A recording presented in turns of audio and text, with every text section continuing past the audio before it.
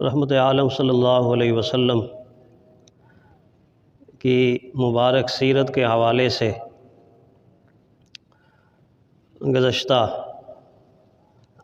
جمعۃ المبارک کی 2 نشستوں میں آپ صلی اللہ علیہ وسلم کی سیرت کے خوبصورت 2 اوراق بیان ہوئے ہیں۔ ان میں سے ایک پیارے پیغمبر صلی اللہ علیہ وسلم کے چہرہ انور پر نکھرتی ہوئی، بکھرتی ہوئی، مچلتی ہوئی خوبصورت مسکراہٹ کا بیان ہوا، اور دوسرے رحمت عالم صلی اللہ علیہ وسلم کے قلب مبارک میں امت کے لیے، انسانیت کے لیے جو ایک درد تھا، جو ایک کڑن تھی، اس کڑن کے نتیجے میں رحمت کائنات صلی اللہ علیہ وسلم کی مبارک آنکھوں سے برستے ہوئے آنسوں کے بارے میں مختصر بیان ہوا تھا۔ آج رحمت کائنات صلی اللہ علیہ وسلم کی سیرت کے حوالے سے ایک اور خوبصورت عمل، بابرکت عمل، شان والا، عظمت والا عمل، جس کو رحمت کائنات صلی اللہ علیہ وسلم نے ایک نئی جہت دی، نیا انداز دیا، اور اتنا خوبصورت انداز، اتنی نئی جہت کہ نسل انسانی میں اس طریقے اور اس انداز کے ساتھ اس عمل کو نبھانے والے، امت کو بتانے اور سمجھانے اور سکھانے والے حضور صلی اللہ علیہ وسلم کی ذات انور مرکز اور منبع نظر آتی۔ جب سے دنیا قائم ہوئی ہے، اچھے لوگوں کی کمی نہیں رہی، ہر دور کے اندر اچھے لوگ پائے جاتے تھے، اچھی صفات والے لوگ پائے جاتے تھے۔ ان صفات میں سے ایک پیاری صفت جو اللہ کو بہت پسند ہے، اللہ کے حبیب کو بہت پسند ہے،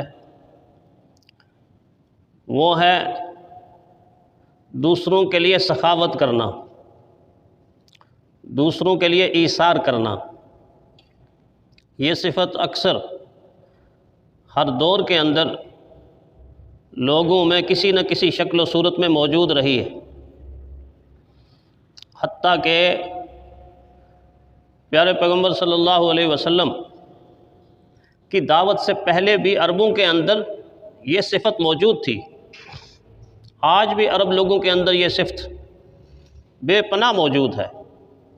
سخاوت کے معاملے میں وہ دنیا کے دوسرے بہت سارے لوگوں سے بہت آگے۔ لیکن پیارے پیغمبر صلی اللہ علیہ وسلم کی سخاوت کی مثل نہیں ملتی، مثال نہیں ملتی، نظیر نہیں ملتی۔ آپ سوچ رہے ہوں گے کہ کیسے نظیر نہیں ملتی، کیسے مثال نہیں ملتی؟ ظاہر ہے کہ سخی لوگ تو ہر زمانے میں رہے، اور عربوں میں ایک آدمی مشہور ہیں جن کا نام آپ سب کو یاد ہے۔ میں نام لوں گا تو آپ کہیں گے ہاں بالکل یہ نام ہمیں یاد ہے۔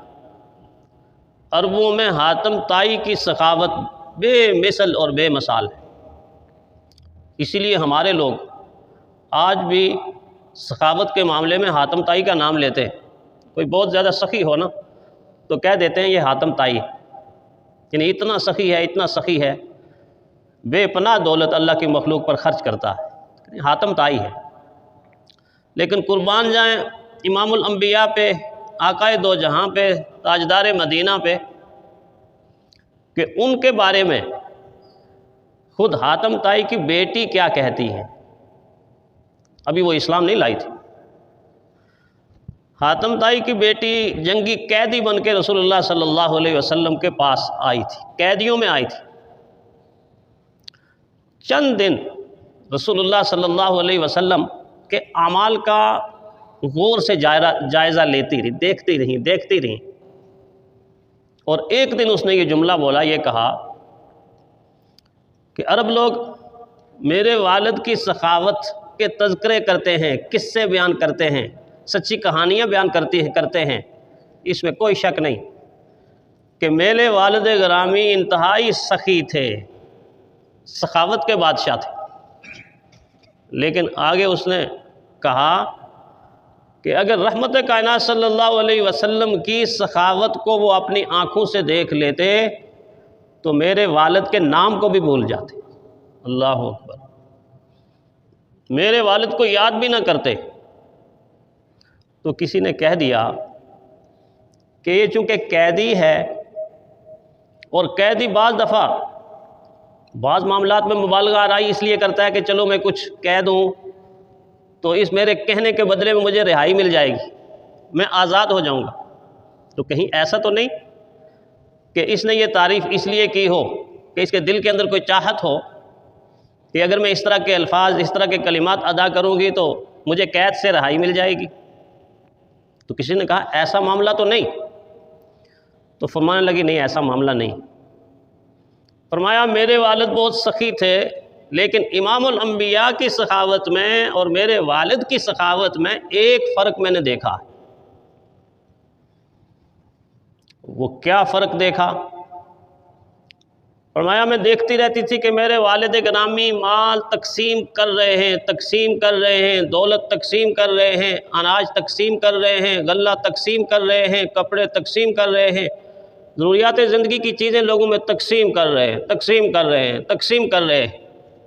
لیکن جب شام ہوتی تھی، رات ہوتی تھی، تو کچھ مال پھر بھی گھر کے اندر موجود ہوتا تھا،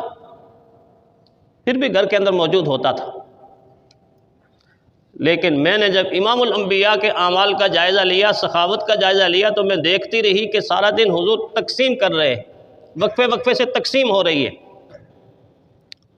لیکن شام کو پیارے پیغمبر صلی اللہ علیہ وسلم کے گھر کے اندر ذرہ برابر مال موجود نہیں ہوتا تھا، سارا تقسیم کر دیتے تھے۔ اور ایسا ہوتا تھا۔ ایک دفعہ جب غلہ آیا مسجد نبی میں تقسیم ہو رہا ہے اور شام کو غلہ بچ رہا ہے، پیارے پیغمبر صلی اللہ علیہ وسلم نے وہ رات گھر میں نہیں گزاری، مسجد کے اندر گزار کر فرمایا کہ جب تک یہ سارا غلہ تقسیم نہیں ہوگا اس وقت تک میں گھر نہیں جاؤں۔ سارا غلہ تقسیم کیا، پھر گھر گئے۔